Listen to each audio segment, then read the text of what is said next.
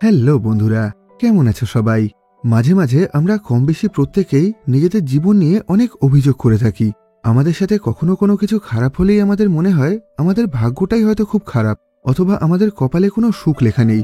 আর আপনার মনেও যদি এইরকম কোনো ধারণা থেকে থাকে, তবে আশা করছি আজকের এই সিনেমাটা দেখার পর আপনার ধারণা পুরোপুরি বদলে যাবে, আর আপনারা প্রত্যেকেই নিজেদের জীবনকে আরও একবার নতুন করে ভালোবাসতে শুরু করবেন। তো আমাদের আজকের গল্পটা এমন একজন মানুষকে নিয়ে তৈরি, যার জন্মের পর থেকেই তার পুরো শরীরটা পঙ্গু হয়ে গেছিল। তার শরীরের হাত পা মুখ কোনো কিছুই কাজ করতো না। সে সবসময় একটা জড় বস্তুর মতন পড়ে থাকতো। এমনকি এই রোগের কারণে সে কোনো রকমভাবে কথাও বলতে পারত না। তার পুরো শরীরের মধ্যে শুধুমাত্র একটা অংশই কাজ করত, আর সেটা ছিল তার বাঁ পা। আর সেই বাম পায়ের সাহায্যে সে এমন কিছু কাজ করে দেখায়, যার ফলে সে পৃথিবীর সবচেয়ে বিখ্যাত আর জনপ্রিয় মানুষদের মধ্যে থেকে একজন হয়ে ওঠে। আর এই সত্যি কাহিনী থেকে তৈরি আমাদের আজকের সিনেমার নাম মাই লেফট ফুট। 1989 সালে মুক্তি পাওয়া এই সিনেমার IMDb রেটিং 7.8। তো আমাদের আজকের গল্পটা হলো ক্রিস্টি ব্রাউন নামের এমন একজন মানুষকে নিয়ে, যে জন্ম থেকেই প্যারালাইজড ছিল। আসলে ছোটবেলায় ক্রিস্টি যখন জন্মগ্রহণ করে, তখন ডাক্তারেরা ওর বাবাকে জানিয়ে দেয় জন্মের আগেই ক্রিস্টির সেরিব্রাল পেলসি নামের একটা রোগ হয়েছিল, যে রোগের কারণে ওর পুরো শরীর প্যারালাইজড হয়ে গেছে। যার মানে ক্রিস্টি মাথা থেকে শুরু করে পা অবধি নিজের শরীরের কোনো অংশই নিজের ইচ্ছা মতন নাড়াতে পারবে না। ওকে সারা জীবন একটা জড় বস্তুর মতন পড়ে থাকতে হবে, কারণ এই রোগের তেমন কোনো চিকিৎসা নেই। এই কথা শুনে ক্রিস্টির বাবা খুবই হতাশ হয়ে গিয়ে পাশের একটা বারে গিয়ে ড্রিঙ্ক করতে শুরু করেন। আসলে ওর বাবা প্রত্যেকদিন সন্ধেবেলায় এই বারে এসেই নিজের বন্ধুদের সঙ্গে আড্ডা দিয়ে আর গল্প করে সময় কাটাতো। এখন ক্রিস্টির বাবাকে দেখে ওনার একজন বন্ধু হাসতে হাসতে বলে, শুনলাম তোমার ছেলে নাকি পঙ্গু আর বিকলাঙ্গ হয়ে জন্মেছে, তাহলে তুমি কি ওকে হসপিটাল থেকে সরাসরি কবরস্থানে নিয়ে যাবে? আর এটা বলেই উনি জোরে জোরে হাসতে শুরু করেন। কিন্তু এই কথা শুনে ক্রিস্টির বাবা খুবই রেগে গিয়ে ওনাকে একটা ঘুষি মেরে অজ্ঞান করে দিয়ে ওখান থেকে চলে আসেন। এরপর আস্তে আস্তে এই ঘটনার বেশ কিছু বছর কেটে যায়। এখন ক্রিস্টিও আগের থেকে একটু বড় হয়ে গেছে, কিন্তু নিজের ওই রোগের কারণে ও সবসময় নিজেদের ঘরের কোনায় একটা মেঝের ওপরে ছোট্ট জায়গায় পড়ে থাকতো। আর নিজের ওই রোগের কারণে এখন না ও কথা বলতে পারত, না হাঁটাচলা করতে পারত, আর না নিজের হাত দিয়ে কোনো কাজ করতে পারত। ওর পুরো শরীরের মধ্যে শুধুমাত্র ওর বাম পাটাই ঠিকঠাকভাবে কাজ করত, আর ও সেই পায়ের সাহায্যেই বহু কষ্ট করে নিজের পুরো শরীরটাকে নড়ানোর চেষ্টা করত। রোজ সকালে ওর বাবা কাজে বেরিয়ে যেত, ওর বাকি ভাই বোনেরাও স্কুলে চলে যেত, আর ক্রিস্টি প্রত্যেকদিন খুবই অসহায়ভাবে মেঝেতে বসে বসে ওদের দিকে তাকিয়ে থাকত। আর সবাই বাড়ি থেকে চলে যাওয়ার পর ক্রিস্টি নিজের বাকি সময়টা নিজের মায়ের সাথেই কাটাতো। ওর মা ওকে খুবই ভালোবাসতো আর সবসময় ওর খুবই খেয়াল রাখত। উনি ক্রিস্টিকে খাইয়ে দেওয়া থেকে শুরু করে ওকে এক জায়গা থেকে অন্য জায়গায় নিয়ে যাওয়া অথবা ওর সমস্ত ছোট ছোট কাজেই ওকে সাহায্য করতেন।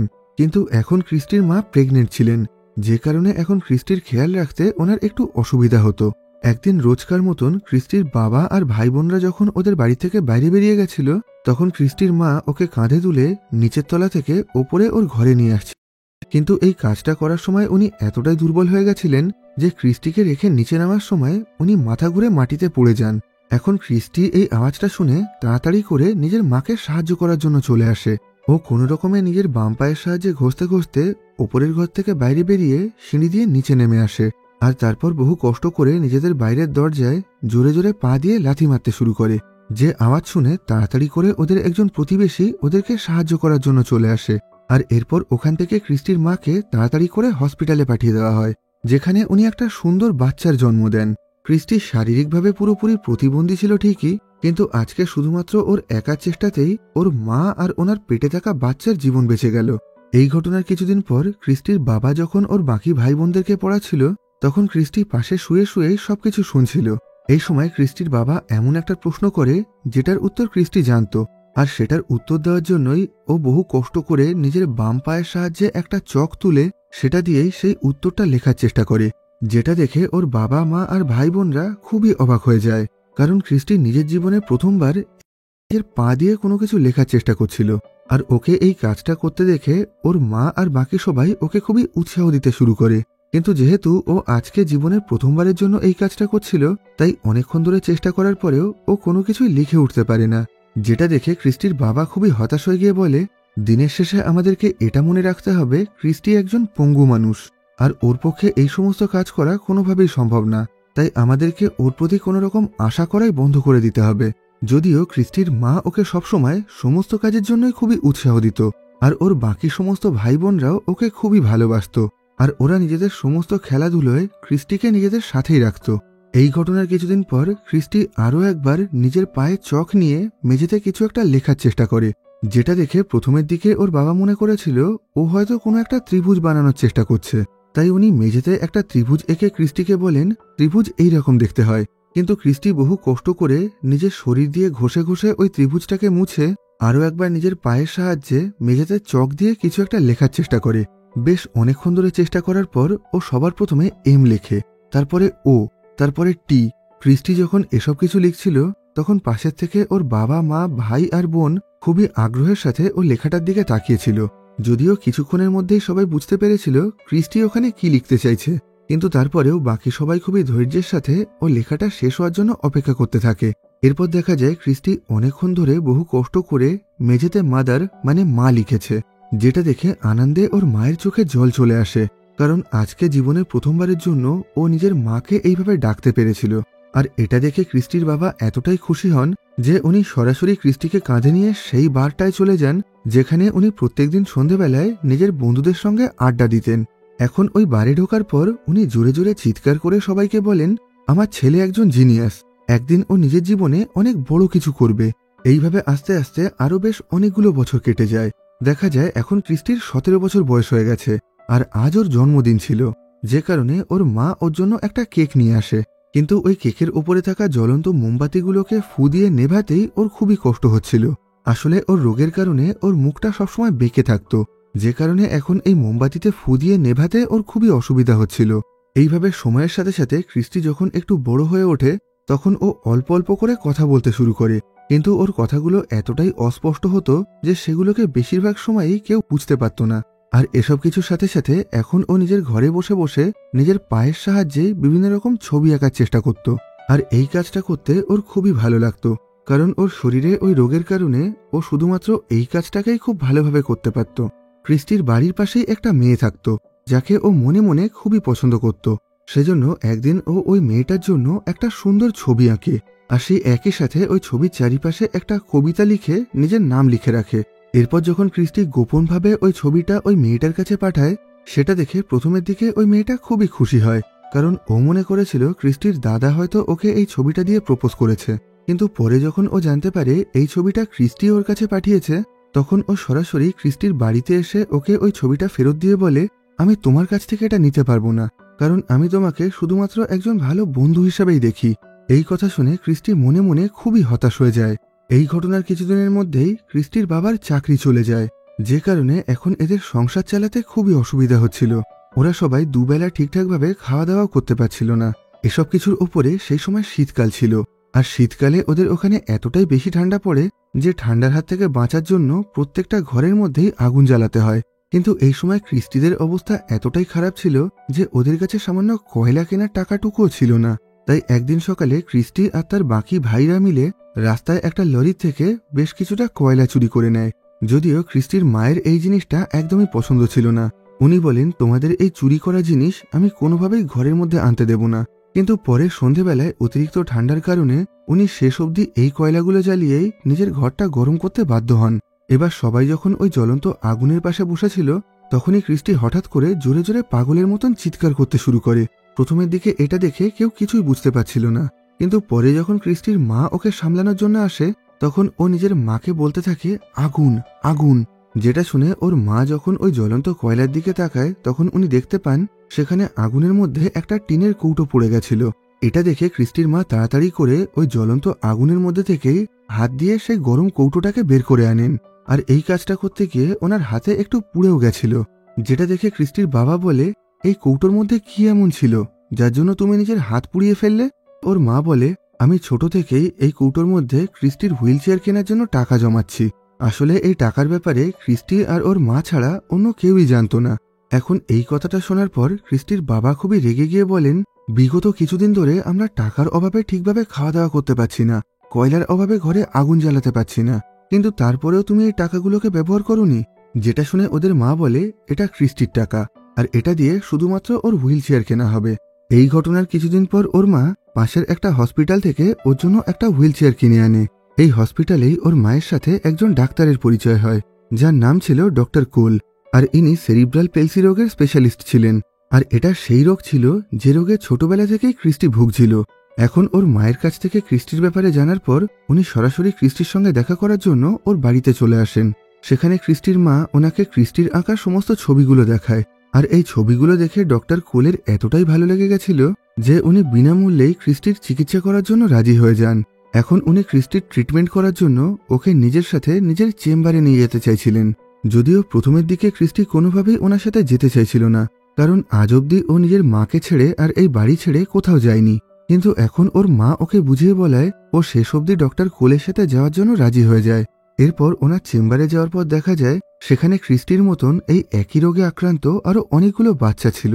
আর এখানে তাদের প্রত্যেকেরই খুবই যত্ন সহকারে ট্রিটমেন্ট করা হচ্ছিল। কিন্তু এত কিছুর পরেও এই জায়গায় থাকতে ক্রিস্টির একদমই ভালো লাগছিল না। সেজন্য ও তাড়াতাড়ি করে ওখান থেকে নিজের বাড়ি ফিরে আসে। এখন শেষ অবধি কোনো উপায় না দেখে ডক্টর কোল বাধ্য হয়ে ওর বাড়িতে এসেই ওর ট্রিটমেন্ট করতে শুরু করেন। উনি প্রত্যেকদিন বিভিন্ন নতুন নতুন পদ্ধতিতে ক্রিস্টির ট্রিটমেন্ট করতেন আর সবসময় ওর খুবই খেয়াল রাখতেন। আস্তে আস্তে ওনার এই ট্রিটমেন্টের কারণে ক্রিস্টি আগের থেকে একটু সুস্থ হয়ে উঠেছিল। আর এখন ও আগের থেকে অনেক পরিষ্কার আর স্পষ্টভাবে কথা বলতে পারছিল। এখন প্রত্যেক দিন ডক্টর কোলের সাথে থাকতে থাকতে ক্রিস্টি ওনাকে খুবই পছন্দ করতে শুরু করে দেয়। আর আস্তে আস্তে একটা সময় ও ডক্টর কোলকে খুবই ভালোবেসে ফেলে। ক্রিস্টির জীবনে ডক্টর কোল আসার পর থেকে এখন ও আগের থেকে আরও বেশি হাসি খুশি থাকতে শুরু করে। আর সেই একই সাথে এখন ও আগের থেকে আরও অনেক বেশি পরিমাণে ছবি আঁকতে শুরু করে। আর ওর আঁকা এই ছবিগুলো এতটাই ভালো ছিল যে ডক্টর কোল এই ছবিগুলোকে নিয়ে একটা এক্সিবিশন করেন, যেখানে বাইরে থেকে অনেক লোকজন এই ছবিগুলো দেখার জন্য এসেছিল। আর তারা প্রত্যেকেই ওর এই ছবিগুলোর খুবই প্রশংসা করছিল। এই ঘটনার কিছুদিন পর ডক্টর কোল ক্রিস্টিকে নিয়ে নিজের বেশ কিছু বন্ধুদের সাথে একটা রেস্টুরেন্টে খেতে গেছিলেন। আর সেখানেই কথা বলতে বলতে উনি সবাইকে জানান আজ থেকে 6 মাস পরে উনি নিজের বন্ধু পিটারকে বিয়ে করবেন। এই কথা শুনে ক্রিস্টি মনে মনে প্রচণ্ড কষ্ট পায়, কারণ এতদিনে ও ডক্টর কোলকে খুবই ভালোবেসে ফেলেছিল। এখন এই কষ্টের কারণেই ও ওখানে প্রচুর পরিমাণ ড্রিঙ্ক করতে শুরু করে। আর অতিরিক্ত ড্রিঙ্ক করার কারণে ওর নেশা হয়ে গিয়ে ও প্রচণ্ড রেগে গিয়ে ওই রেস্টুরেন্টের সবার সামনে জোরে জোরে চিৎকার করতে শুরু করে। আর ও ডক্টর কোলকে বলতে শুরু করে, আপনি আমাকে কেন ভালোবাসেন না, কেউ আমার সঙ্গে কেন থাকতে চায় না। এই কথা শুনে ডক্টর কোলের ফিয়ন্সে অর্থাৎ পিটার খুবই রেগে গিয়ে ক্রিস্টিকে ওর হুইল চেয়ারে করে ওই রেস্টুরেন্ট থেকে বাইরে নিয়ে যাচ্ছিল। কিন্তু ও কোনোভাবেই ওখান থেকে যেতে চাইছিল না, যে কারণে ও ওই টেবিলের ওপরে থাকা কাপড়টা নিজের দাঁত দিয়ে চেপে ধরে। এসব কিছু দেখে ডক্টর কোল খুবই রেগে গিয়ে নিজের ফিয়ন্সেকে এই কাজটা করতে বারণ করেন, কারণ এখন উনি ক্রিস্টির মানসিক অবস্থাটা খুব ভালোভাবে বুঝতে পারছিলেন। এই ঘটনার পর ক্রিস্টি বাড়ি ফিরে প্রচণ্ড রাগে দুঃখে কষ্টে আত্মহত্যা করার সিদ্ধান্ত নেয়। সবার প্রথমে ও একটা সুইসাইড নোট লেখে আর তারপর একটা চাকুর সাহায্যে নিজের হাতের শিরা কেটে নিজেকে মেরে ফেলার চেষ্টা করে। কিন্তু ও এতটাই অসহায় ছিল যে ও কোনোভাবে এই কাজটাকেও করে উঠতে পারে না। এই ঘটনার পরের দিন সকালে ক্রিস্টির মা যখন ওর ঘরে আসে তখন উনি বলেন, আমি জানি কাল তোমার সাথে কি হয়েছে আর তুমি রেস্টুরেন্টের মধ্যে মদ খেয়ে কি করেছিলে। আমার মনে হচ্ছে আস্তে আস্তে তুমি নিজের বাবার মতন হয়ে যাচ্ছ, কারণ তোমার বাবাও রোজ সন্ধ্যেবেলায় বাড়ি গিয়ে ড্রিঙ্ক করে। আর এই জিনিসটা আমার একদমই পছন্দ না। তোমাকে জীবন যুদ্ধে জিততে হলে অনেক কঠিন লড়াই করতে হবে। এখন তুমি নিজের জীবন নিয়ে হার মানলেও আমি তোমাকে নিয়ে কোনোভাবেই হার মানতে চাই না। আর এই কথা বলেই উনি ঘরের থেকে বাইরে বেরিয়ে মাটি খুঁড়তে শুরু করেন, যেটা দেখে ক্রিস্টিও ওনার পিছন পিছন ওখানে এসে প্রশ্ন করে, তুমি এটা কি করছো মা? ওর মা বলে, এখানে আমি তোমার জন্য একটা নতুন ঘর তৈরি করছি। এখন থেকে তুমি এই ঘরেই থাকবে আর এখানে নিজের ইচ্ছা মতন ছবি আঁকবে। আসলে ক্রিস্টি নিজের বাকি ভাই বোনদের সাথে একটাই ঘরের মধ্যে থাকতো আর সেখানে ওরা 4-5 জন মিলে একটা খাটের ওপরেই শুতো। আর এই সমস্ত কারণে ক্রিস্টি ওখানে নিজের ইচ্ছা মতন ভালোভাবে ছবি আঁকতে পারত না। কিন্তু এখন নিজের জন্য একটা আলাদা ঘর পেয়ে গেলে ও সবসময় নিজের ইচ্ছা মতন ভালো করে ছবি আঁকতে পারবে। নিজের মাকে এরকম কষ্ট করতে দেখে ক্রিস্টির খুবই খারাপ লাগছিল। সেজন্য ও নিজের মাকে থামতে বলে। তখন ওর মা বলে, আমি যদি নিজের পা দুটো তোমাকে দিয়ে দিতে পারতাম তাহলে আমি খুশি খুশি সেই কাজটা করে ফেলতাম, কিন্তু সেটা তো আর কোনোভাবেই সম্ভব না। তাই এখন আমি এভাবেই তোমার জন্য একটা আলাদা ঘর তৈরি করে দিয়ে তোমাকে একটু সাহায্য করতে চাই। আমি চাই এরপর থেকে তুমি যেন আর কখনোই জীবনে কোনো রকমভাবে হার না মানো। এই কথা শুনে এখন ক্রিস্টিও মনে মনে অনেকটা উৎসাহ পায়। আর এরপর ও নিজের মায়ের কাছে ক্ষমা চেয়ে ওনাকে এই কাজে সাহায্য করতে শুরু করে। এর কিছুক্ষণের মধ্যেই ওখানে ক্রিস্টির বাবা আর ওর বাকি ভাইরাও চলে আসে। আর ওরা সবাই যখন জানতে পারে এখানে ক্রিস্টির জন্য নতুন ঘর তৈরি করা হচ্ছে তখন ওরা সবাই মিলে একসাথে খুবই খুশি মনে এই কাজটা করতে শুরু করে। আর এইভাবে খুবই অল্প সময়ের মধ্যে ওরা ক্রিস্টির জন্য একটা নতুন ঘর তৈরি করে ফেলে। কিন্তু দুর্ভাগ্যবশত এই ঘটনার কিছুদিন পরেই ক্রিস্টির বাবা হার্ট অ্যাটাকের কারণে মারা যায়। এই ঘটনায় ওদের পরিবারের প্রত্যেকেই পুরোপুরি ভেঙে পড়েছিল। এর কিছুদিন পর এদের পরিবারের সবাই মিলে সেই বারে পৌঁছে যায় যেখানে রোজ সন্ধেবেলায় ক্রিস্টির বাবা তার বন্ধুদের সঙ্গে গল্প করে আর মজা করে সময় কাটাতো। যেহেতু এটাই ওদের বাবার প্রিয় জায়গা ছিল, তাই এখানে বসেই ওরা সবাই শোক প্রকাশ করতে শুরু করে। ওরা সবাই এখানে চুপচাপ বসেছিল আর ক্রিস্টি নিজের বাবার জন্য একটা গান করছিল। কিন্তু তখনই ওই বারে বসে থাকা একটা লোক ওদের বাবাকে নিয়ে খুবই উল্টোপাল্টা বলতে শুরু করে। যে কথাগুলো শুনে ক্রিস্টি আর তার ভাইরা খুবই রেগে গিয়ে ওই লোকটা আর ওর বন্ধুদের সঙ্গে মারামারি করতে শুরু করে দেয়। নিজের বাবা মারা যাওয়ার পর থেকে ক্রিস্টি মানসিকভাবে খুবই ভেঙে পড়েছিল। এখন ও বেশিরভাগ সময় নিজের ঘরের মধ্যেই চুপচাপ মন খারাপ করে বসে থাকত। আর এখন ও আগের মতন ছবি আঁকাও বন্ধ করে দিয়েছিল। এসব কিছু দেখে একদিন ক্রিস্টির ছোট ভাই ওকে বলে, তুমি তো খুবই সুন্দর ছবি আঁকতে, তাহলে এখন তুমি সেসব কিছু বন্ধ করে দিয়েছো কেন? যেটা শুনে ক্রিস্টি বলে, আমি মোটেও ছবি আঁকতে পারি না, আর আমার আঁকা ছবিগুলো মোটেও ভালো না। এই সমস্ত কথা শুনে ওর ভাই খুবই হতাশ হয়ে ওখান থেকে চলে যাচ্ছিল। কিন্তু তখনই ক্রিস্টি ওকে বলে, তুমি কি একটা কাজ করার জন্য আমাকে সাহায্য করবে? আমি নিজের অটোবায়োগ্রাফি মানে নিজের আত্মজীবনী লিখতে চাই, তুমি কি সেই কাজে আমাকে সাহায্য করবে? যেটা শুনে ওর ভাই বলে, হ্যাঁ, আমি অবশ্যই তোমাকে সাহায্য করব। এরপর ক্রিস্টি নিজের ভাইয়ের সাহায্য নিয়ে নিজের আত্মজীবনী লিখে একটা বই পাবলিশ করে, আর ও নিজের বইয়ের নাম রাখে মাই লেফট ফুট। এরপর একটা বই কোম্পানির কাছে নিজের এই লেখাগুলো বিক্রি করে ও বেশ অনেকটা টাকা পেয়ে যায়। এরপর ও আর ওর ভাই মিলে ওই টাকাগুলোকে ওর মা যেখানে টাকা রাখে সেই বাক্সের মধ্যে লুকিয়ে রেখে দেয়। কিছুক্ষণ পরে ওরা সবাই যখন খেতে বসে, তখন ক্রিস্টি আর তার বাকি ভাই বোনরা মিলে ওর মায়ের কাছে বায়না করে, আমরা একটু আইসক্রিম খেতে চাই। আর এই কথা বলেই ওরা সবাই বায়না করতে শুরু করে। যেটা শুনে ক্রিস্টির মা একটু চিন্তায় পড়ে যায়। উনি বলেন, এখন আমার কাছে তো খুব বেশি টাকা নেই, তবে আমার কৌটোর মধ্যে আমি কিছু টাকা জমিয়েছিলাম, এখন সেগুলোর সাহায্যেই আমি তোমাদের জন্য কিছু একটা নিয়ে আসার চেষ্টা করছি। আর এই কথা বলেই উনি যখন নিজের টাকা জমানোর কৌটোটা খোলেন, তখন উনি পুরোপুরি অবাক হয়ে যান। আর এটা দেখে ক্রিস্টি আর ওর বাকি ভাই বোনরা সবাই মিলে খুবই আনন্দ করতে শুরু করে। এখন ওর মা বলে, আমি নিজের সারা জীবনে একসাথে কখনো এতটা টাকা চোখে দেখিনি, তুমি এই টাকাগুলোকে পেলে কোথা থেকে? তখন ক্রিস্টি জানায় কিভাবে ও আর ওর ভাই মিলে ওর আত্মজীবনী লিখে সেটাকে বিক্রি করেছে। এই ঘটনার পর থেকে ক্রিস্টির জীবন পুরোপুরি বদলে গেছিল। ওই বই লেখার কারণে এখন পুরো পৃথিবী জুড়ে সমস্ত মানুষ ও সম্পর্কে জানতে শুরু করেছিল। আর ওই বই বিক্রি করে পাওয়া টাকার থেকে ও নিজের জন্য একটা টাইপরাইটার কিনে নেয়। আর এখন ও মাঝে মাঝে সেটার সাহায্যেই অনেক গল্প লিখত। এখন ক্রিস্টি নিজের জীবনে অনেক সফলতা পেয়ে গেছিল। শুধুমাত্র নিজের পায়ের সাহায্যেই ও খুব সুন্দর ছবি আঁকত, খুব ভালো গল্প লিখত, আর ওর এই সমস্ত কাজগুলো দর্শকদের খুবই পছন্দ হতো। এই ঘটনার কিছুদিন পর ডক্টর কোল আরও একবার ক্রিস্টির সঙ্গে দেখা করার জন্য চলে আসেন। উনি বলেন, তোমার আঁকা ছবিগুলো দেখে আর তোমার বই পড়ে অনেক মানুষ আবার নতুন করে বেঁচে থাকার আশা ফিরে পেয়েছে। সেজন্য আমি চাই এখন তুমি আমার সাথে একটা বড় সেমিনারে চলো। সেখানে তোমার মতনই এইরকম অনেক শারীরিকভাবে প্রতিবন্ধী মানুষরা থাকবে। তোমার এই সমস্ত কাজের জন্য তোমাকে তাদের সামনে পুরস্কার দিয়ে সম্মানিত করা হবে। আর সেখানে তোমাকে দেখে আরও অনেক অনেক মানুষ নতুন করে বেঁচে থাকার আশা ফিরে পাবে। যদিও ক্রিস্টি বেশি লোকজনের সামনে যেতে একদমই পছন্দ করত না, কিন্তু এখন এই ভালো কাজের জন্য ও সঙ্গে সঙ্গেই রাজি হয়ে যায়। এই ঘটনার কিছুদিন পর বেশ অনেকগুলো বড় বড় গাড়িতে করে ক্রিস্টি আর তার পরিবারের লোকজনকে সেই সেমিনারে নিয়ে যাওয়া হয়। সেখানে ওই অনুষ্ঠান শুরু হওয়ার আগে ক্রিস্টির খেয়াল রাখার জন্য একজনকে রাখা হয়েছিল। পরে ওই নার্সটা যখন ক্রিস্টির লেখা বই পড়ে আর ওর কাজের সম্পর্কে জানতে পারে, তখন ও আস্তে আস্তে ক্রিস্টিকে খুবই পছন্দ করতে শুরু করে। এই ঘটনার কিছুক্ষণ পর সেই বিশাল অনুষ্ঠানটা শুরু হয়ে যায়। সেখানে সবার সামনে ক্রিস্টির কাজের জন্য ওকে পুরস্কার দিয়ে সম্মানিত করা হয়। এখানে সবাই যখন ওর কাজের খুবই প্রশংসা করছিল, তখন ক্রিস্টি ওর মাকেও স্টেজে ডেকে নেয়। ক্রিস্টি বলে, আজকে আমি যা কিছু করতে পেরেছি সবকিছু আমার মায়ের জন্য আর আমার পরিবারের জন্য। প্রথম থেকে আমার পরিবার আমার পাশে না থাকলে আমি কখনোই এই জায়গায় আসতে পারতাম না। পরবর্তীকালে 1972 সালের 5ই অক্টোবর ক্রিস্টি সেই নার্সকে বিয়ে করে নেয়, যে ওর শারীরিক অবস্থার কথা জানা সত্ত্বেও ওর কাজ দেখে আর ওর সঙ্গে কথা বলেই ওকে ভালোবেসে ফেলেছিল। আর এরপর এই ঘটনার 9 বছর পর অর্থাৎ 1981 সালের 7ই সেপ্টেম্বর মাত্র 49 বছর বয়সেই ক্রিস্টি মারা যায়। নিজের জীবনের প্রথম দিকটা ও খুবই কষ্টের মধ্যে কাটালেও শেষে ও নিজের সমস্ত স্বপ্ন পূরণ করে নিয়েছিল। নিজের ইচ্ছাশক্তি আর চেষ্টার কারণে ও এমন কিছু অসম্ভব কাজ করে দেখিয়েছিল যেগুলো বহু সাধারণ মানুষের পক্ষেও করা সম্ভব না। আর এখানেই এই সিনেমার গল্পটা শেষ হয়। তো আজকের মতন এই ভিডিওটাকে এখানেই শেষ করছি। ভিডিওটা তোমাদের কেমন লাগলো কমেন্ট বক্সে জানিও। ভালো লাগলে লাইক করো আর খারাপ লাগলে ডিসলাইক করো। আবার দেখা হবে পরবর্তী ভিডিওতে।